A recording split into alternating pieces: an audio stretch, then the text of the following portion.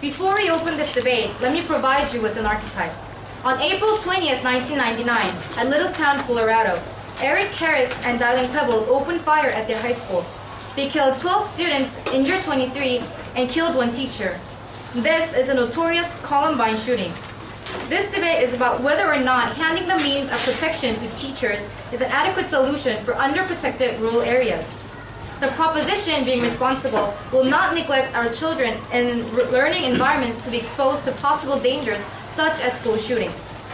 As the Prime Minister, I will be defining the key terms, providing our policy line, doing a case split, and elaborating upon our substantive arguments.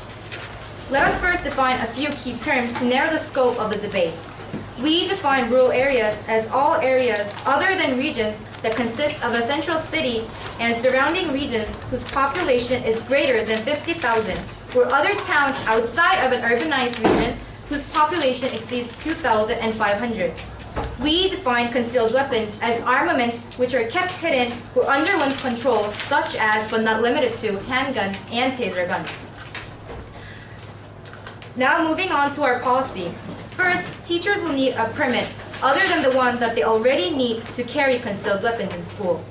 Also, they would need to pass a background check that will be approved by the regional board based on personality evaluation tests and crisis reaction evaluations. They will need to pass a compulsory course that includes sufficient training in crisis intervention and hostage situations. Furthermore, their permit must be renewed every school year. However, once the teacher has his or her permit canceled, he or she cannot apply for 1 year. If the board judges the teacher to be inadequate, the permit can be canceled. The weapons allowed will be handguns, taser guns, and other such weapons. Lastly, special ammunition designed to prevent ricocheting will be used. Ladies and gentlemen, the proposition provides this policy upon the belief that it is better to have it and not use it than to not have it and need it. We support this upon three very clear reasons: prevention, protection, and promotion. Prevention because this policy will deter crimes. Protection because schools will be able to react during crisis. Promotion because this policy will have a long-term effect that will help nurture the learning environment. I, the Prime Minister, will be elaborating upon prevention, and our Deputy will be elaborating upon protection and promotion. Upon prevention, if we cannot fully remove the dangers from the world we live in, we must be able to combat them. In the years 2004 to 2005 alone, 104 lockdowns occurred in American schools due to gun-related crisis. By making schools a gun-free zone, we make students vulnerable. On some level, it is practically leaving the school as a target. If teachers were armed with concealed weapons, it would be a serious deterrence for criminals to even approach schools and for other students that might shoot up the school. Point of information. No, thank you. According to the LEAA brief, Georgia town of Kennesaw decided to require most students to keep a firearm at home. After this, some burglaries fell from 66 to 26 to 11 in consecutive years.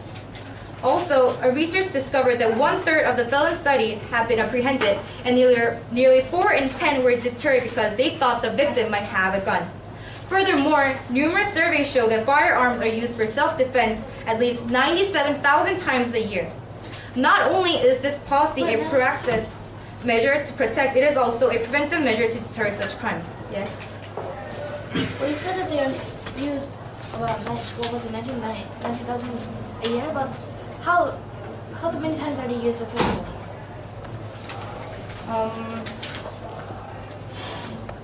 Since these are to prove that since it has been reduced from 66 to 11 in 2 years, this is a substantial amount in decrease.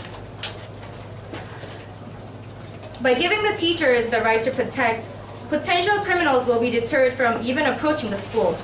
Just as the criminals in studies were deterred, so will the potential criminals that might repeat Columbine. So, what have I talked about today? Our policy. Point of information. Okay. Protecting the students stand because it is a preventive measure for possible crimes. Just remember Columbine. Wouldn't it have been better to have had it and not used it than to have had it and not need it? Thank you.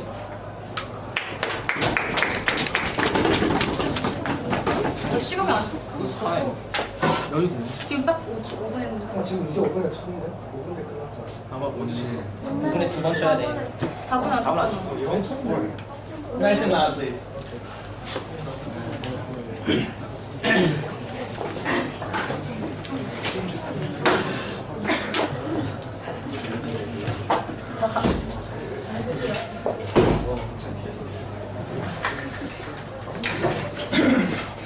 Okay, Kim Young-ha is the first speaker from the opposition side. Let's give him a welcome, guys.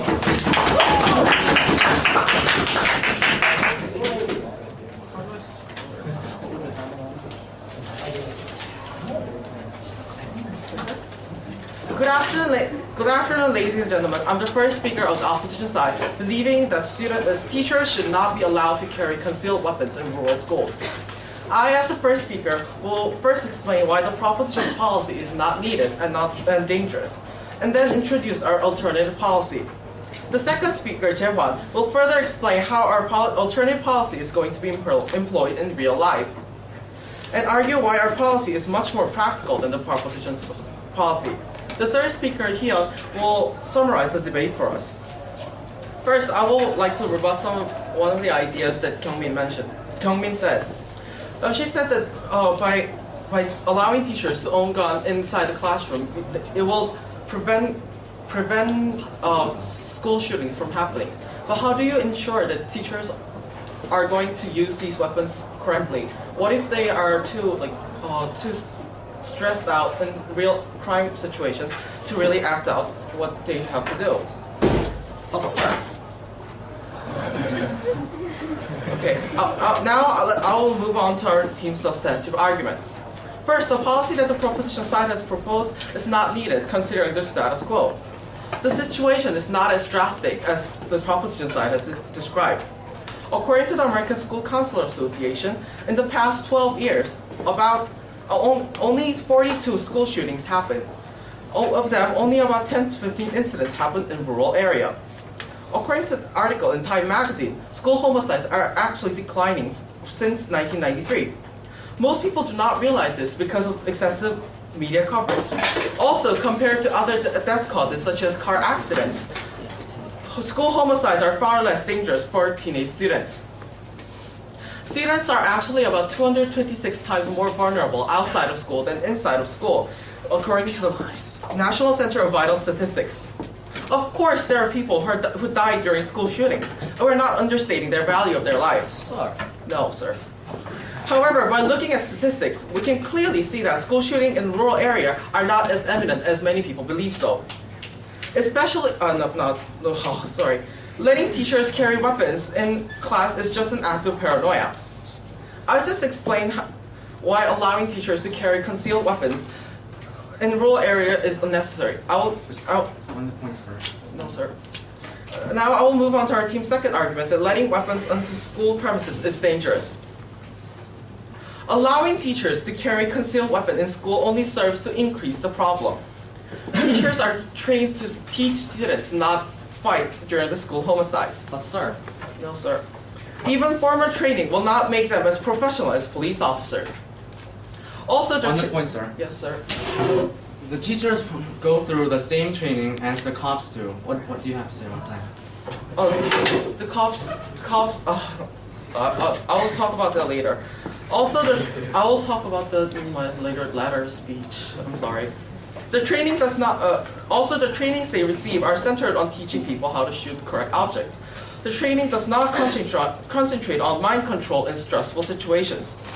Even if they are trained to withstand stressful situations like school shootings, with their lack of experience, they will not react meticulously. You must remember, ladies and gentlemen, even professionals misfire in highly dangerous and stressful situations like school shootings. And it is entirely probable that teachers would have high accident rates. Just the fact that there are weapons inside a classroom is dangerous too. When there's a gun inside a house, the chance of murder increases by 22 times. Even when there are more people, just like in classrooms, there will be even higher chance of misusing these weapons. But sir. No, sir. And why do these accidents happen? We must take students into account, ladies and gentlemen. Allowing weapons, however concealed, onto the school premise means that guns are nearer to the students. Teachers are not professionals who know how to take care of weapons meticulously. Judging by statistics, the possibility of students taking the weapon and suffering accident is much higher than the possibility of them being killed in school home sites. The proposition's policy thus only serves to make school more dangerous rather than safe. Now I will talk about better ways to solve the problem. We do not discount the fact that these schools are comparatively more vulnerable to school homicides. Rural areas are far from police stations and they do not have enough money to hire other people to protect their schools. However, then what should we do? What should we do to effectively lessen the chance of any such catastrophe from happening in school? Making a school police system mostly consisted of volunteers or retired police officers and soldiers can protect students from school shootings more effectively than allowing inexperienced teachers to carry concealed weapons. This alternative policy will be further explained by the second speaker in great detail. Thank you very much for listening to my speech and vote for the opposition. Thank you.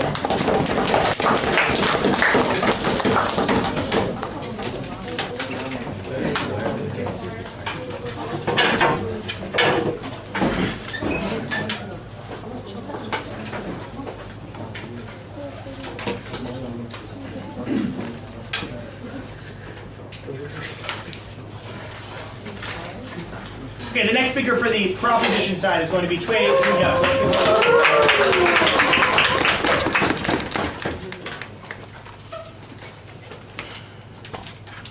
Hello, ladies and gentlemen. Now, as the Deputy Prime Minister, I would like to first rebut the points of the opposition and then move on to our substantives, which are protection and promotion arguments. Now, the opposition has said that there could be misuses of guns, but however, we already said in our POIs that they have to attend a course. And also, they said that there were only 42 shootings, but let's say that only five people died in each shooting. There will be 210, ladies and gentlemen, and that will be very much. And also,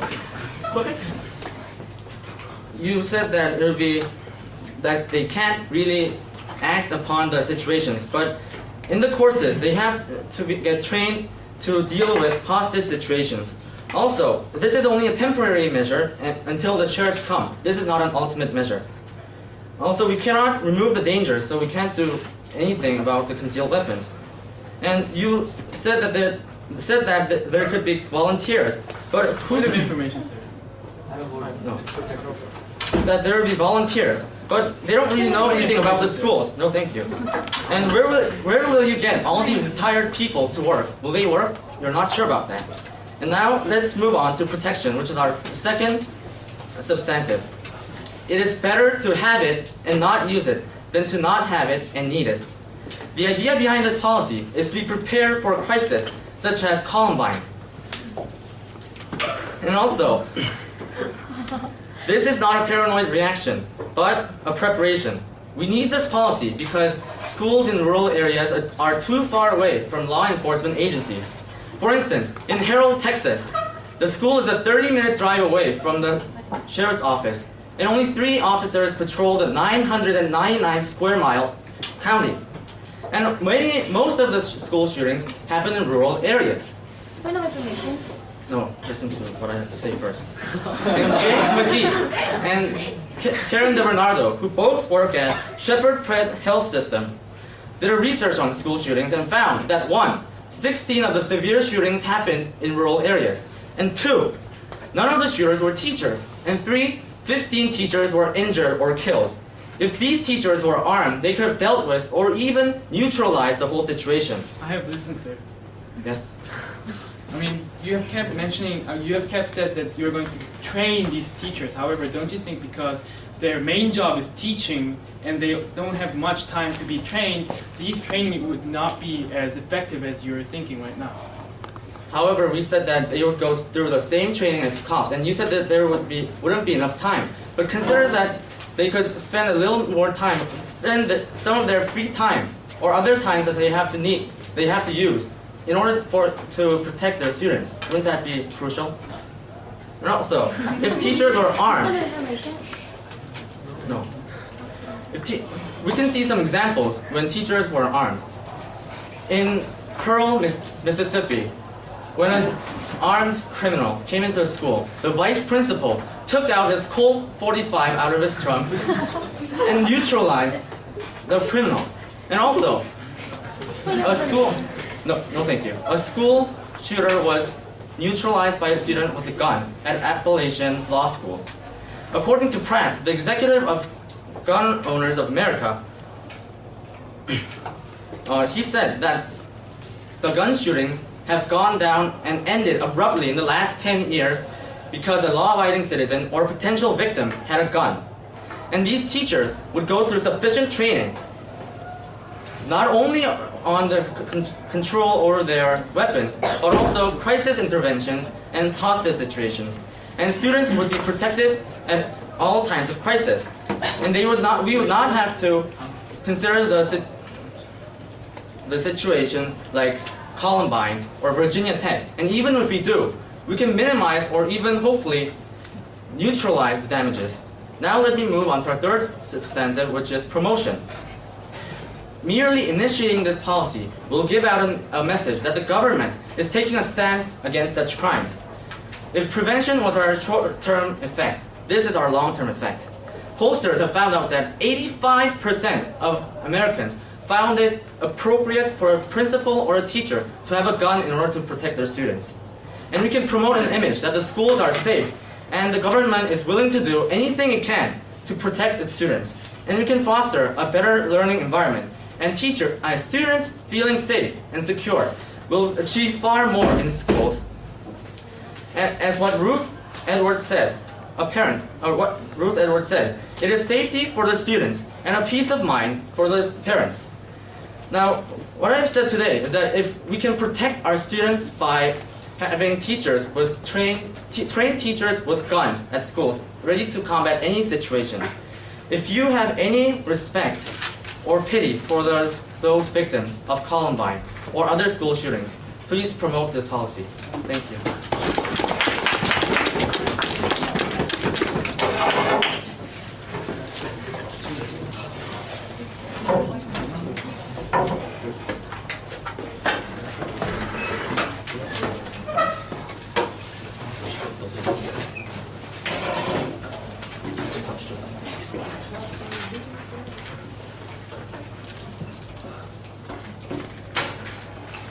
Okay, guys, remember, after Daewon's speech, two of you will have to make speeches, so think about what you might say for either side. Okay? Let's welcome the second speaker for the opposition side.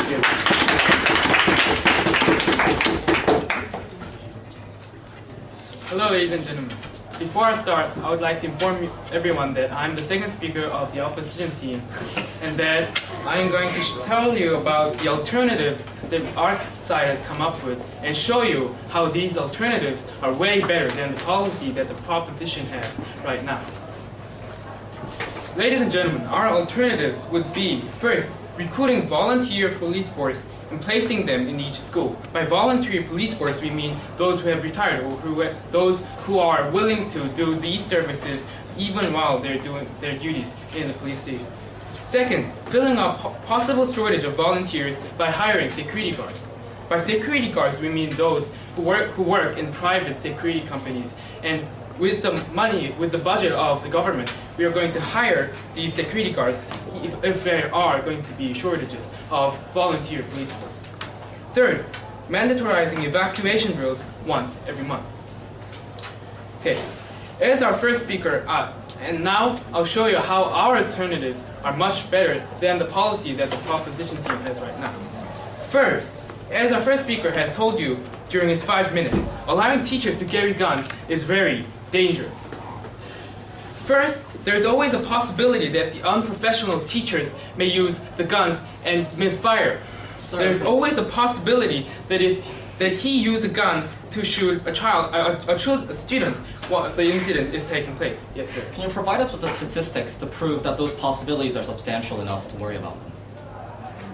Sir, as you're not aware of it, we don't have the policy in the USA right now, and because of that reason, we do not have a case where this has happened before. However, we can see as I'll explain later, the teachers, because they're teachers, their main job is teaching. They do not just teach at school and go home and drink and play or something. They prepare for their classes, and because of that reason, they won't have as much time training. And because of that reason, they won't be trained as well, and there's always a possibility of misfiring. No, sir.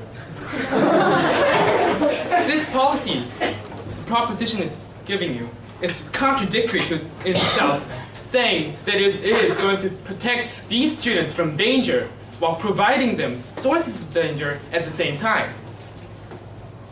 Sir. Apart from the fact that teachers may misfire, there's always a possibility that students may get their hands, no sir, on the weapon, concealed weapons, and use that to cause serious problems. The alternative that our side of the House has proposed is inevitably safer.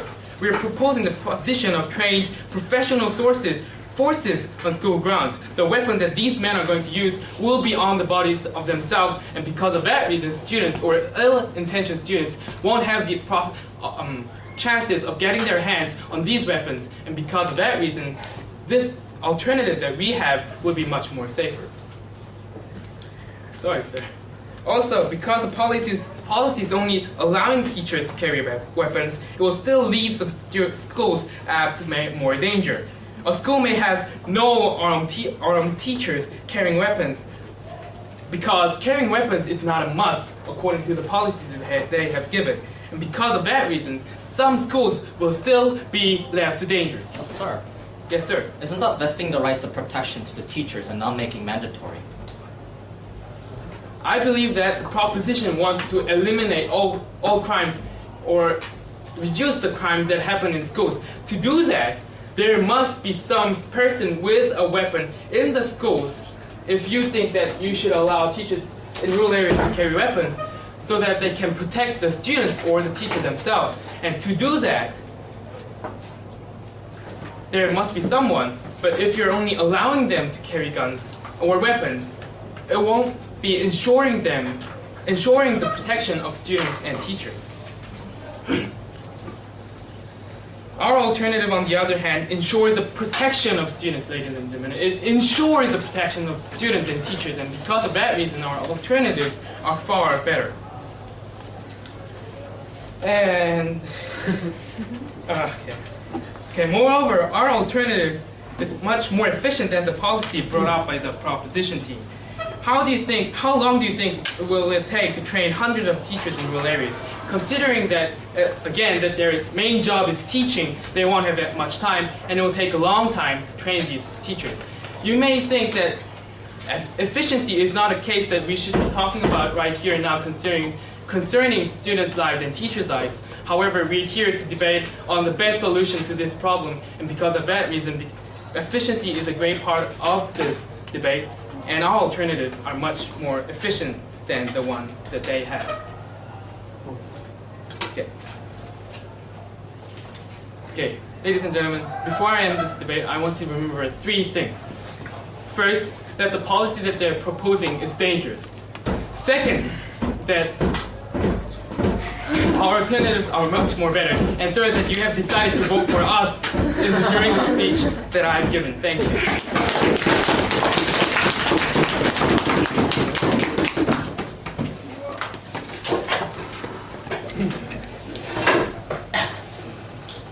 Okay, do we have any volunteers this time?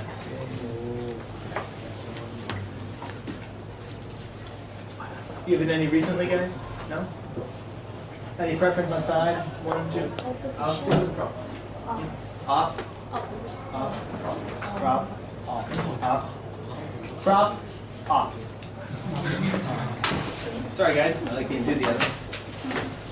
Prop first. You get swing the camera on. Thank you. The opposition opposed the proposition's motion based on two facts, or two beliefs. That having guns in school is dangerous and that teachers are inexperienced and unprofessional. But their alternative was very entertaining. They propose that we bring volunteers, retirees into schools and give them guns. So basically we have guns in schools, that's the thing, and we have inexperienced or 60 people over 65 carrying these guns in schools. Just And yes, if they believe having guns in schools and giving it to the experienced people is dangerous, the alternative is just no less dangerous. It just costs more and takes more people. I cannot see why this alternative could be feasible or anybody would think it is feasible. Thank you. Good.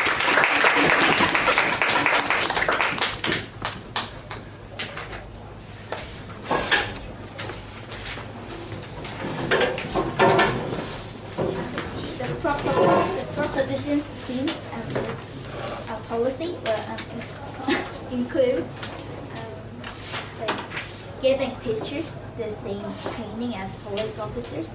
But I think if teachers go through the same amount of courses, like the training courses as cops, what's the difference between like cops and teachers?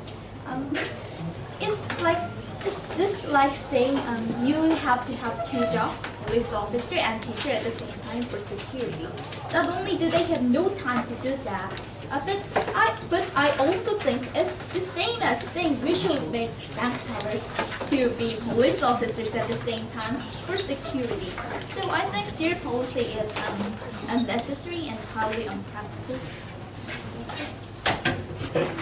Very good, thank you. Very good rebuttals from our floor speakers. Wish we could do more, actually.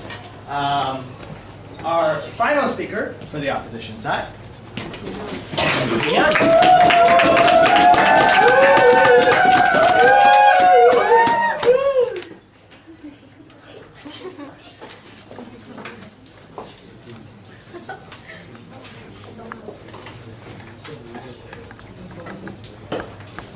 Ladies and gentlemen, they're right. We should not go the opposite way of prevention, protection, and promotion.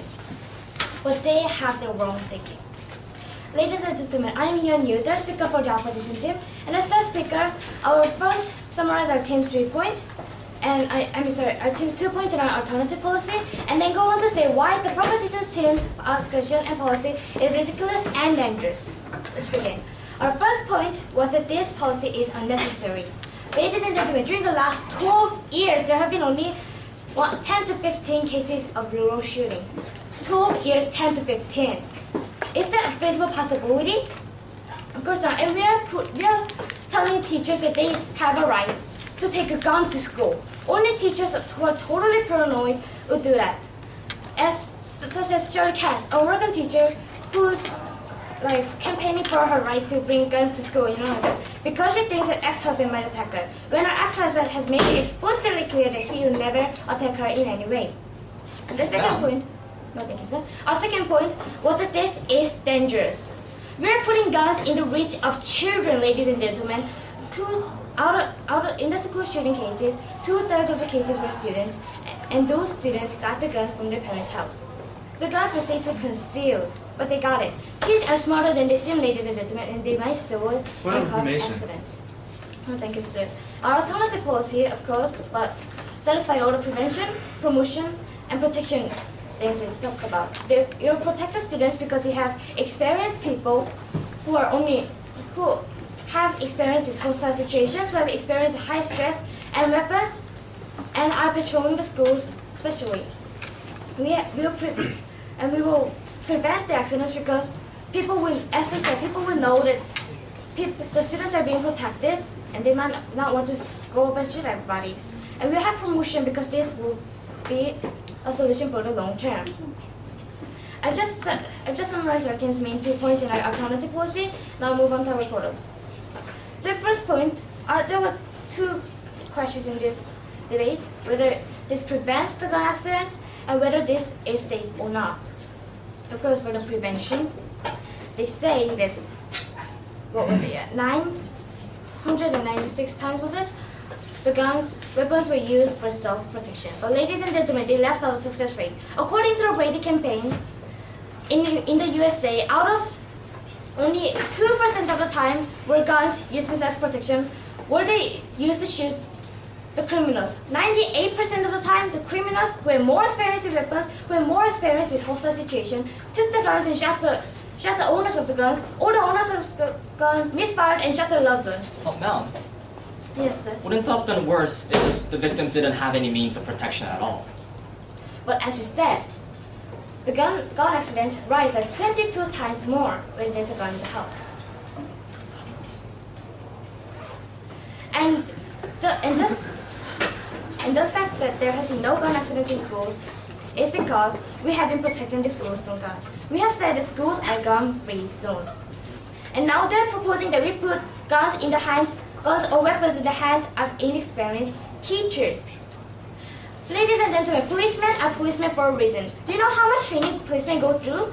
Policemen need to first complete a 6-month training for just basic combat situations. And after that, they have to go through gun training and gun maintenance training every 2 months. Are we asking teachers to do this and teach 30 to 40 students a day?